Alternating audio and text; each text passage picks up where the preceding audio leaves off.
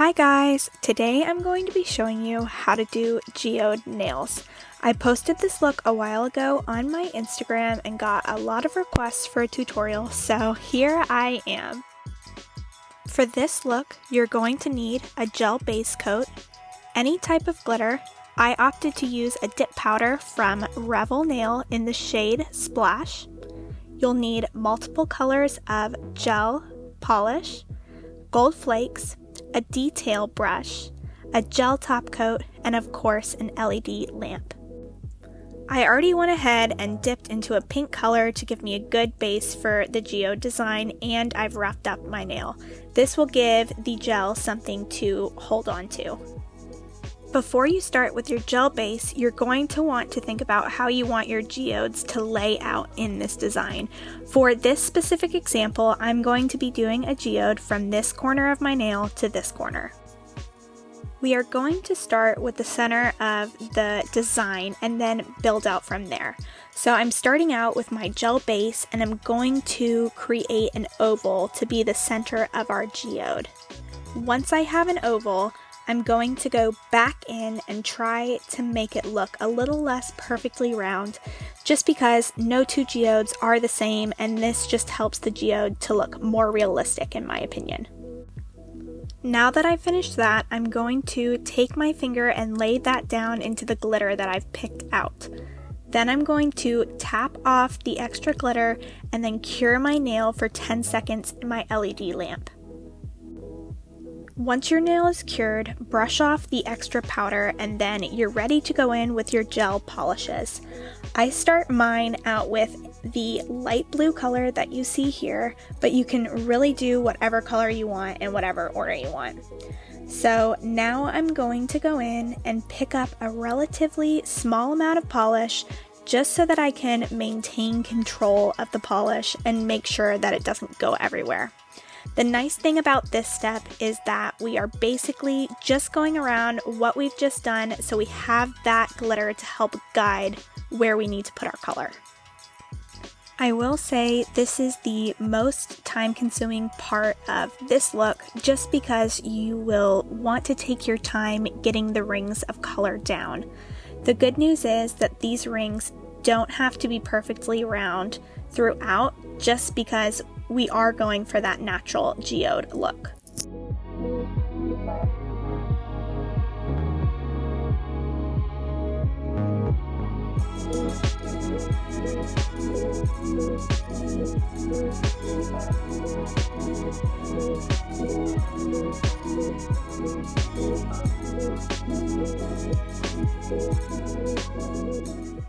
I typically go back in once I've made my way all the way around the geode, and I'll try to make the ring that I've just done look less round. So you'll see here that I'm adding a little point to the top of this ring, and I will be adding polishes to a couple more areas just because I really want my geode to have character. Now that I've finished my ring, I'm going to go flash cure it in my lamp for 5 seconds. Once I have cured that nail, I'm going to make sure my brush is clean because I'm going to go in with the white color next. I am picking up a really small amount of white here because I want this ring to be smaller or thinner than the one I just did. We are going to once again go around the glitter, but we'll be placing this ring right in the seam of where the blue and the glitter meet. Now, the reason I do this instead of starting with the white as my first ring is because when I did this previously, I started with a thin white line, and when I moved on to the blue ended up overtaking the white. You are more than welcome to do it however you want. This is just the way that I found is the easiest for me. So I am just going in with the white in that seam, and we'll keep going all the way around until I have completed the ring. Don't be afraid to go over the glitter if you need to.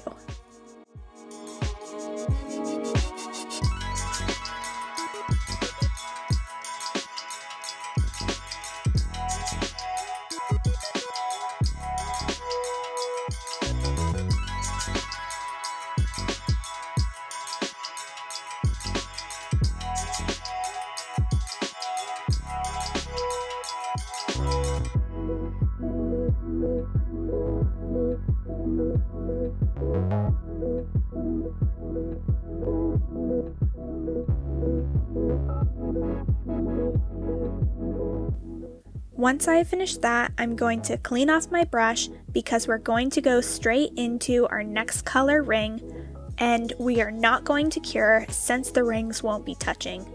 The next color I'm going to use will be this turquoise color here, and I'm going to go around the first blue color until I have once again completed the ring.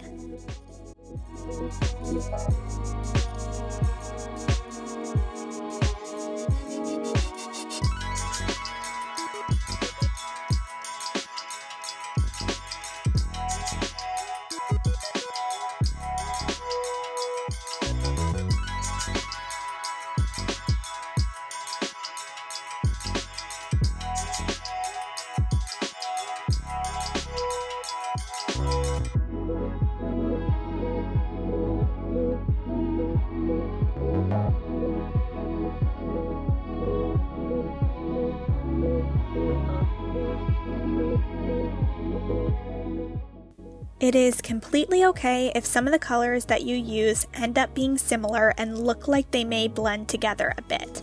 I chose blues for these rings that were pretty similar because of how the rings in a geode sometimes look like they're blending together. If you would like your rings to stand out a little bit more, just pick colors for your rings that aren't close in their shades. Now we're going to flash cure again for 5 seconds. For my last color ring, I have picked a really dark blue with some sparkles in it. I saved my darkest shade for last because it is really going to help the gold flakes in this geode pop. So here I am going in with my dark blue.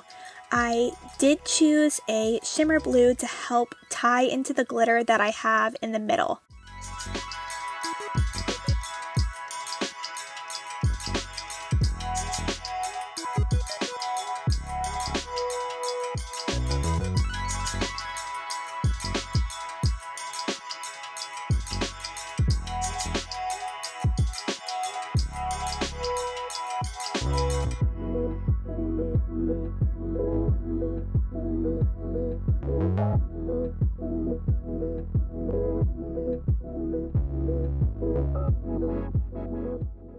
This color is a little bit more transparent than the other colors that I have used today, so you will see me going over some areas until I get the color blue that I'm looking for.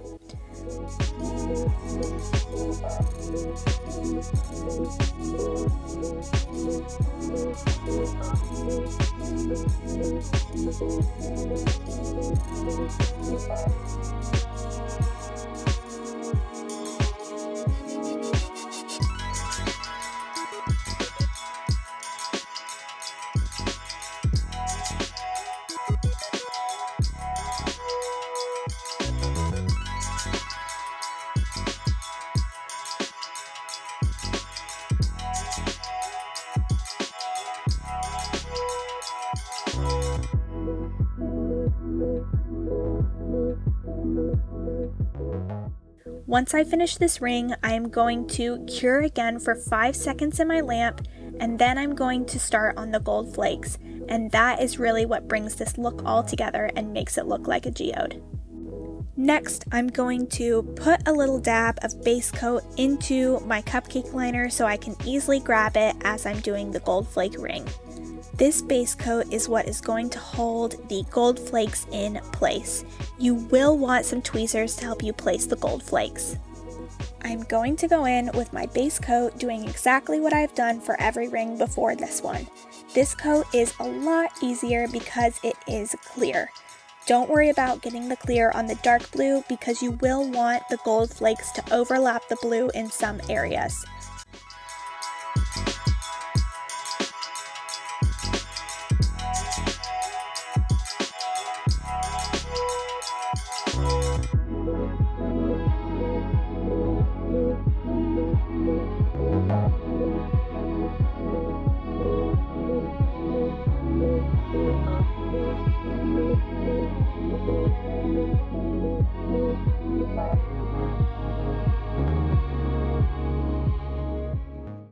Once you have gone all the way around, do not cure the gel.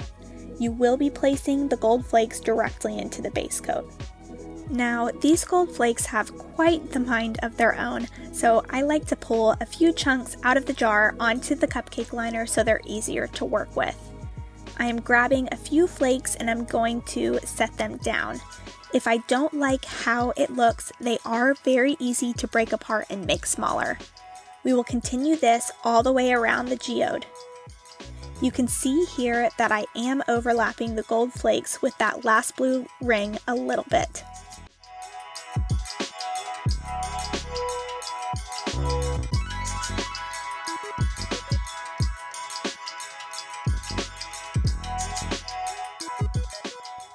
This step does take a while because sometimes the gold flakes do not want to stick down onto the nail.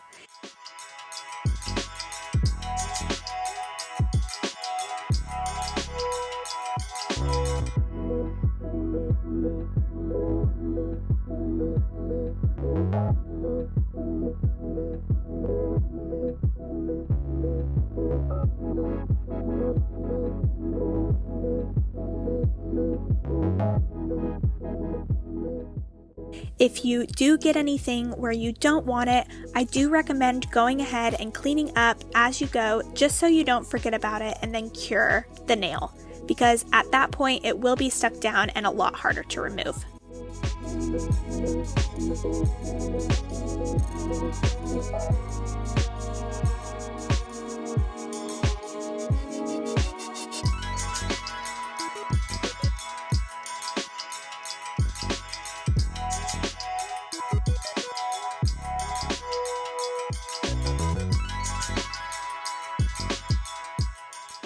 If you are finding that the gold flakes are sticking to your tweezers and you're having a hard time getting them off, try wiping off your tweezers. You may have picked up some base coat when putting down some of the gold flakes, and that may be what is sticking to your tweezers and making the gold flakes hard to get off.